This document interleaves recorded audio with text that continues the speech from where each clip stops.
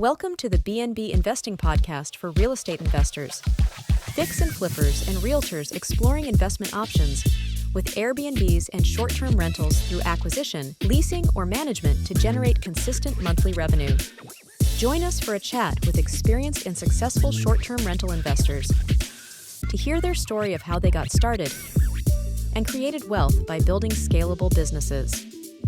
We also explore various service providers and lenders that help make our businesses more efficient and maximize revenue in this awesome sharing economy. Welcome your host, Rich Munroe. A couple seconds. Hey there, Rich Munroe with BNB Investing Group. Thanks for jumping on this week. As usual, BNB Investing Group helps new investors and experienced investors kind of navigate the short-term rental model. And so whether you're doing acquisitions, master leasing, or actually managing properties, which is what we're going to touch on today. I've got a good friend of mine here, Elliot Rosen, that's a very experienced short-term rental manager and operator, and good friend of mine. And so I'm happy to have him on today to kind of do a deep dive on how things are going. So Elliot, why don't you start with telling us a little bit about yourself, how you got started with short-term rentals? Sure. Thanks again for having me. Absolutely. I consider myself a grandfather in the short-term rental space. I've been playing around here in this sandbox for about 12 years. I started on the side, actually, as many folks do. This is a second career for me. I was a biologist with the FDA, so I come with a kind of analytical skill set and love jumping into the data. And I sort of built something over time. Started in Washington, D.C., working with mom and pop individuals, second houses, slowly worked up to investors, and started building out a team of people to work for me so that I could continue doing my W-2 job at the same time. And eventually I came to the conclusion that science was really hard and really frustrating, and this is a heck of a lot more fun. So all of that taken into account, the push and pull factors, I said goodbye to my biology job and did this full time and been growing the business with a focus on management the way that you described. Very cool. So that's interesting. So you just kind of dove right in. What got you interested in doing Airbnb or short-term rentals? Did you already do like a room or a basement, or kind of how did you kind of get started to begin with? What led you in that direction? Yeah, my origin story was I was actually an arbitrage play. I didn't know it at the time, but I was renting an apartment and then met a girl, now my wife, moved in with the girlfriend, and had this apartment that I wasn't really using. So I started renting it out on this new platform called Airbnb, and it turned out there was all kinds of demand. The income exceeded my actual rent, and I just had to move out when I got bookings. So I was gladly doing that, and that worked out really nicely until the time came to renew my lease, and I said I'll cut ways with this. But some years passed, and then it came time to buy a house with my new wife, and we were looking at buying something small or buying something much bigger with a potential rental ADU, as they say, additional rental unit in it. Accessory dwelling unit, I guess is the phrase. So we bought a English basement row house, with an English basement bottom, and then started renting that out, and it paid half the mortgage some months, and some months it paid the whole mortgage. And from there, it just kind of took off to start managing for other people. Very cool. Yeah, I mean, usually you do have to have somewhat of an entry point to get some experience with it, to be comfortable and confident to get in front of another person and say, hand the keys over to me, I'll take care of everything. It's usually very difficult to do that if you're just starting from scratch, right? So it's good that you already had that experience. How long ago was that again? Maybe 8 years ago. Okay. So you and I have been doing it about the same length of time. I had also started out with rental arbitrage, and it was about a little over 8 years ago. Even though I had properties that we were doing rehabs on and long-term rentals, for me, it was a light bulb moment with short-term rentals being 2 to 3 times the revenue of a long-term lease. And so yeah, you and I have been in it as grandfathers about the same timeline. So Very cool. So tell me a little bit about that first management client and what that property was like. It was kind of a word of mouth at the early onset. It was hey, I have this neighbor and they have this extra English patient that they can't rent out. Do you have any ideas? And Elliot, he's a Airbnb expert, or he's done this before. He knows what to rent it out like and what guests are expecting. It can't be that hard, right? It's a combination of hospitality and property management, which just about anybody can pick up. So use your intuition, and you know what you like, and generally speaking, that's what other people would like, or you kind of find your own niche, I guess, as people like to say. You find the avatar that you want to serve, and you figure out what kind of property would suit that, or you start with the property and you figure out what kind of avatar is seeking that property. Maybe it's a family, maybe it's grandparents visiting their grandkids. Maybe it's just young folks that are coming to town for the first time and they're looking for their first apartment. In the meantime, they need something simple to work from. So it was kind of a slow word of mouth growth, I would say, to get up and going and get that confidence. So how long did it take, to get some scale, and how many units did you get up to over what period of time? Yeah, I was doing this on the side, so it was more of a hobby at the beginning. I wasn't focusing on it. I had my W-2 job. This was just extra money in the pocket.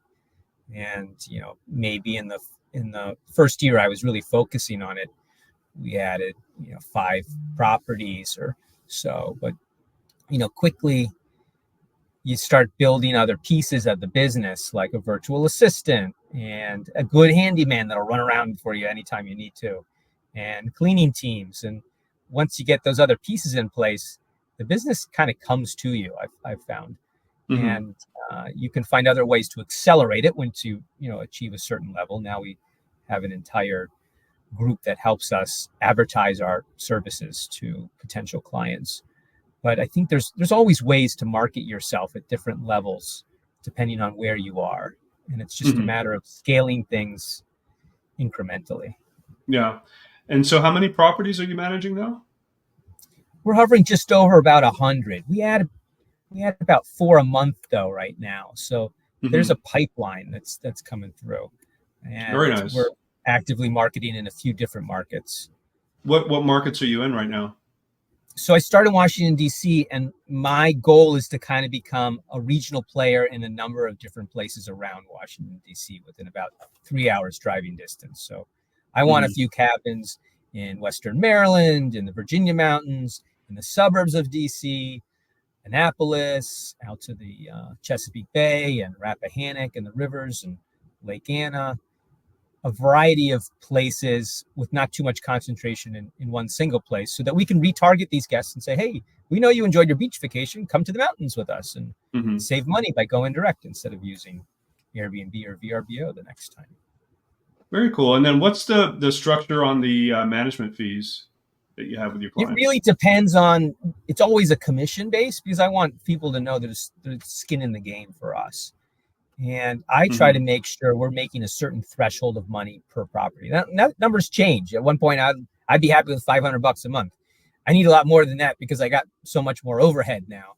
But I would change the percentage that we take based on how much I think the property can make. So if it's a low grossing property, we'll take a higher percentage. And if it's a high grossing property, we may discount our rates. Or maybe it's an investor who says, here's 10 properties, I'll give him a better deal if I know that we're getting a certain amount of business out of it. Because eventually you start hiring full-time US-based people, and that's very expensive labor. They are expensive to maintain, and they're worthwhile, but you got to be more careful about which properties you bring on. You don't want to see, and just as important, the clients that you want to work with. Sometimes clients that prove to be more of a headache than the property.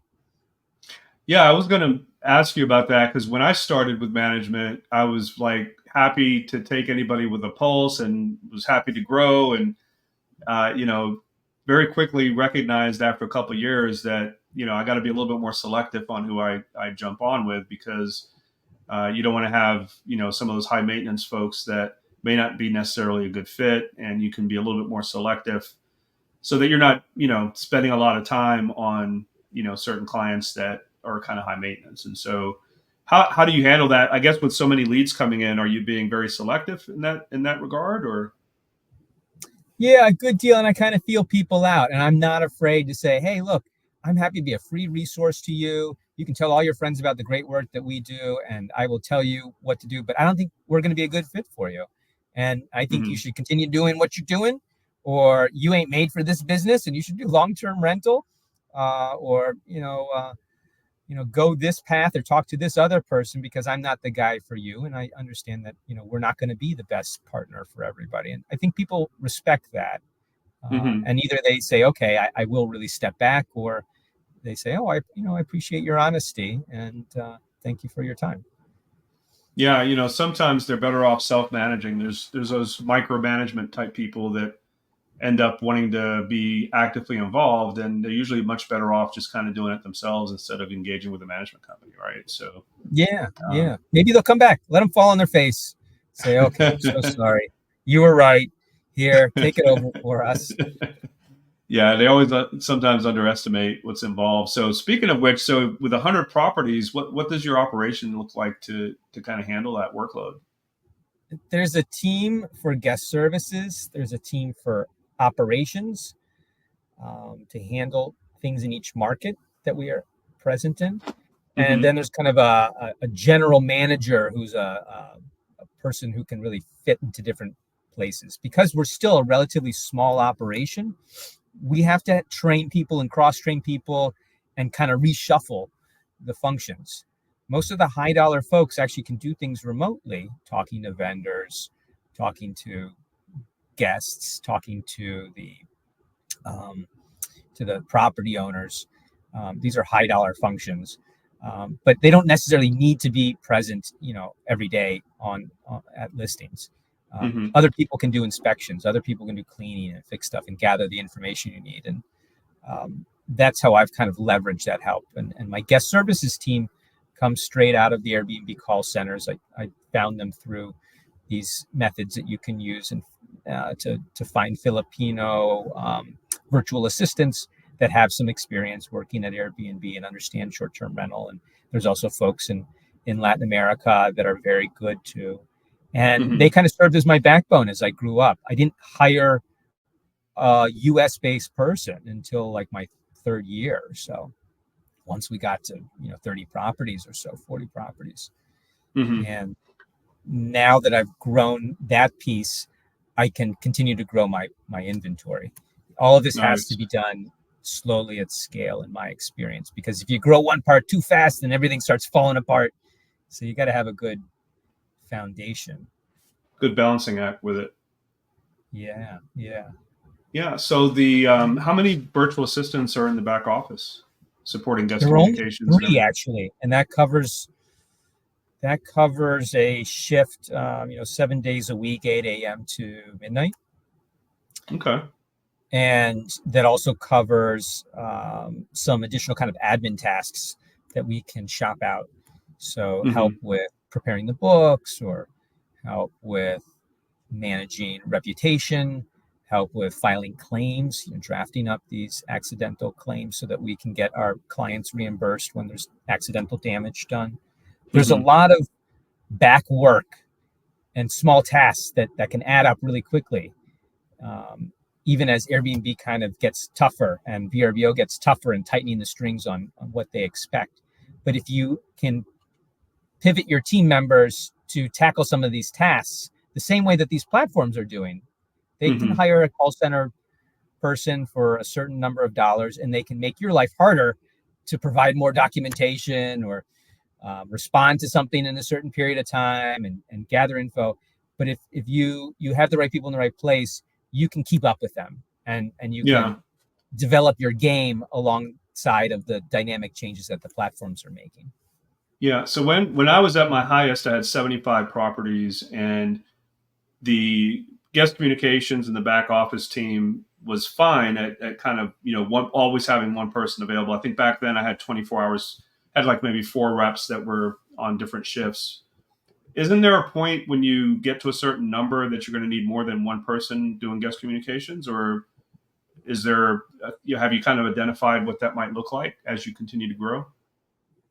Yeah, technically right now we've got a VA doing the guest communications, and there's always a US based person backing them up as well. So it's kind of a tiered system. There's Mm-hmm. an issue, it's a guest issue that can't easily be resolved, or the guest is unhappy, needs a phone call, needs a vendor engaged. That's when the ticket kind of gets handed off to the US based person that's also on call. And that's how we maximize our time. So tier one support, cool. Tier two support, then the general manager, and then if it's a 5-alarm fire, Elliot is engaged. But that's rare and rare. It's really a long road to that, and it was hard for me to realize that. But the sooner that I could get myself out of different functions, the sooner it freed me to grow the business in multiple directions. So your main focus is kind of developing new relationships, working on the pipeline, adding new listings, having that relationship with the clients. That's kind of your main portion as far as the week-to-week work that you're doing. Yeah. And more of that is moving into other full-time existing employees. Owner relations is a new person that I hired. Unless it's saving the client, I've got somebody now who can kind of keep things going just fine, answer questions and tell owners, hey, we need new amenities because guests are asking for these things. So let's stay in the 95th percentile and add a putting green. Have you thought about a hot tub? Have you thought about a hammock? Something simple. Those kind of functions, bookkeeping, even sales on the sales side. Now we've got a machine to roll out our customer relationship management. We got a system that is sending out postcards to people who own houses that we want to manage, and then somebody's fielding that lead and warming that lead, and then scheduling a call with one of us. All of these functions kind of get higher and higher stakes, I guess. But if you can find competent people or procedures to maximize the return on them, it frees me up to think about other things that may be even more profitable or add more deals. So what's your couple years goal? Are you trying to get to 1,000? I mean, as you continually feed the beast and add more units, what's your future goals look like?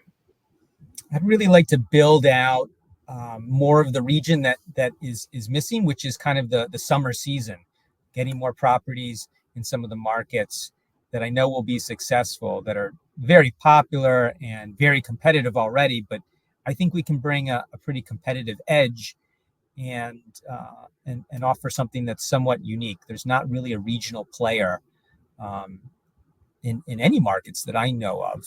People tend to focus geographically. It's very hard to do. It's very hard to have boots on the ground that function well, that take direction well, and execute for a long time. You look at Vacasa and you look at Sonder and their struggles to roll that out at that level. Same with front desk in urban areas. It's hard to do. And when it comes down to it, it's a hospitality business, like we say, right? It's not just, I'm going to achieve this with technology and good procedures. You have to have people who embrace the procedures and then continually pay them well and encourage them and have growth opportunities for them. So that's how I see it. Growing through people, growing through properties. And so you're comfortable with that 3-hour travel time radius in terms of the target area? Yeah. We still have onesie twosies here and there. There's a really cool property on a lake in Maine that we've been working on for a few years. One off in Jamaica, in the grilled Jamaica. Even doing that, there was a learning function of that. Maybe those don't make so much money, but doing something that far away kind of forces you to hone your skill set and figure out what are the important things that I have to pay attention to, what are the absolute pieces that I need in place to feel confident that it's going to run smoothly. And then apply that same system to something that's only 3 hours away or 2 hours away. And one property is fine, but 3 properties is great. And once you hit 5, you're ready to go to 10, and you've got all the pieces in place. So you didn't really give me a number. So what's your, do you have like a number in mind as far as how many you want to get to? I don't think it's really about a number of doors. It was just a few years ago that people would walk around at some of these conferences that you and I would attend to. And it was, how many keys do you have? How many doors do you have? And, it's all relative. You could have, 10 properties generating $200,000 each in gross revenue. And the guys doing rental arbitrage in Chicago, Dallas, and, Philly need a whole heck of a lot more properties to do the same thing. And I think a good goal, I'll take what comes, but a good goal is getting good clients that really understand the vision and continually to replace properties that fall off or get sold with even higher performing properties. So replacing a property that generates $1,000 a month with one that generates $2,000 a month. Yeah. And then you can always go back and dig a little bit more. But I've kind of gone away from the size is everything mentality and thought about a little more quality. Yeah, I've kind of done that over the last several years too. So, I think we've downsized our portfolio exactly what you described. It's better quality over quantity, right? And so just kind of refining that. So you mentioned there's a marketing firm that helps you feed that pipeline. Tell us a little bit about that process. And it seems like it's working well. How long has it been going, and how many units have you added since you engaged with those folks? Yeah. There's a company called Vintory, Vintory, that has been around for maybe 4 years or so. They have a unique offer in our space. They do something very similar to what real estate agents have been doing for a very long time, which is using direct mail, sending postcards to property owners to say, hey, I'd love to sell your house, or I'd love to buy your house, or do you know your house is worth this much? And I can help you sell it. And we use the same sorts of data. We add on maybe email addresses that are available or any other public information that we can get, so we can send them email as well as postcards and try to convince them that they should let us manage their house. And then we have system in place, a CRM, a customer relationship management software that it all backs into, so we can see anyone's interaction with it. If somebody gets the postcard and then scans the little QR code on it, we know they might be interested. We should follow up with a phone call. Or maybe they called us, or maybe they sent us a text message for more information. So other than the feeding those leads to you, are they also kind of helping you with the sales process and talking to some of those folks and pre-qualifying, or do they just hand them off as a warm lead at that point? Yeah, that's a great question. So you can get all this information and quickly be overwhelmed in data, right? And then it's a whole nother job, just chasing down leads, warming leads, finding them. And I quickly realized, oh man, I'm in trouble. I got more business than I know what to do with. And I forgot to call that guy yesterday. I told her I'd call him back. Or, I had a bit of a sales background before I turned to the healthcare industry and biology. But I love selling, and it hurt me, as a salesperson to not be warming those leads and closing deals. So there came around another iteration of their business. They're smart folks at Vintory, and they said, hey, we got another solution for you. We got somebody who can help warm those leads for you, a fractional person, as they say, part-time. You don't have to go and hire another person for $60,000 a year. Pay us X for each month, and this person will answer the phone. They'll write back emails. They'll respond to texts right away, so that people are getting information, and then set up phone calls for you, schedule them for you. So that was great. And I've been doing that for almost a year. And guess what? I ran into the same problem. I had even more business, and I had to close these leads or, finish them off. So they developed another service. They've been running for about a year now, and I'm about to start it. I can have a follow-up call with you to tell you how it's going a few months from now, but nice. Kind of excited about it. And that part is they'll close the loop. So there's another person who's fractional, who's basically a sales closer and can represent me as the face of my business and get the deals completed and then signed. So since you've joined this group over the last year, how many new clients have you been able to onboard? So I started working with them almost 3 years ago. Oh, wow. Okay. And so, yeah, I would say there's at least, 3 dozen, maybe 4 dozen clients. And in my mind, as long as I just reached the threshold pretty quickly within a reasonable amount of time, 6 months, a year, because marketing takes some time, right? So you pretty much doubled that your monthly nut. Yeah, everything else is gravy, right? So as long as they maintain those clients, then everything else is gravy. So are they a better solution for somebody that, like you were already at 50 plus units? Are they a better solution for that type of company, or are they also engaging with startup property management companies that might only have a couple or a handful of clients so far? I think they can really work for anybody, especially if you're smaller and focused. You got to have a decent website, and they even helped me build a great landing page that explained all of the things that I do. But you and I have buddies that started up just in the last 2 or 3 years. They're still kind of boutiquey, maybe a dozen or so rentals, and they had to start from somewhere. And it was 1, 2, 6, 12, and a service like this, if you can lay out the investment, does have return if you know how to focus and explain your value to people How that expensive are excited is it? about short-term rental. I'm sorry? How expensive is their fee for services? So you're paying like $1 and change or something for every mailer that you're sending out. You got to do that every month, and the marketing expense, right? Yeah. It's your marketing spend, and that's separate. They're not making any money on that. And then depending on the level of service, it can be $1,000 a month, $2,000 a month. You're paying for the market, per se. Yeah, so, I got you. It's probably like $2,000 to $3,000 for your first market, and then if you have additional markets, you can negotiate some kind of discounts. But so you pay that one time, or is that a monthly fee? That's a monthly fee okay. for using their services.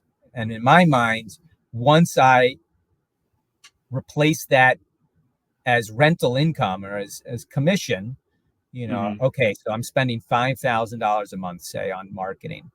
Well, my average home is probably generating about $1,000 in profit. So if I could get to 5 houses within a year, I figured, okay, cool. Everything after that is going to be regularly paid for, and the next thing will be profit. Makes sense. As long as I don't lose those clients, right? You can't lose the ones that come in the door. Not have too much churn, as they say. Definitely. So this last question I'd like to cover with you, Elliot, is, if you've got one piece of advice that you could share with somebody that's just getting started, that's wanting to grow a management operation with short-term rentals like you have, what kind of advice would you give that person to get started, that's getting started, based on what you know now? Yeah. I keep it simple and say, don't be afraid. And you can start at any level. You can ease your way into it, just like I did. It took me years. I left a good paying government job to do this. And I've got a young family, and it was a leap of faith. But, if you do it over time, you can build it that way. If you are really excited about this and you got some confidence and some investment money, it doesn't take too much to kind of get started and up and going, and you can pick your track, like Rich says. It may be management, it may be arbitrage, it may be buying properties and flipping them and turning them into short-term rentals for yourself. There's a lot of ways to get started, and every path and journey in this business is different, and you'll find your own way. Just get out there, meet people, talk to people. Everyone's a friend in this short-term rental business, and that's one of the things I love about it. Awesome. Well, thank you so much for taking the time, Elliot. Really appreciate it. It's actually long overdue. to have you on. So I'm happy, and I'm looking forward to kind of getting an update on the new program that you're testing out and see how that goes. And thanks everybody for watching. And for those of you just tuning in, obviously we'll probably get a lot of folks watching us on the replay as well. Feel free to reach out to me directly if you want to talk about growing your business and want to see strategically how that we might be able to help you. You can shoot a message on Facebook Messenger, and we can schedule some time to talk and have a quick strategy session. So until then, we'll see everybody again next week. Thanks everybody for jumping on. And Elliot, thanks again, buddy. Really appreciate it. We'll talk soon. My pleasure. Always fun. Bye now. Take care.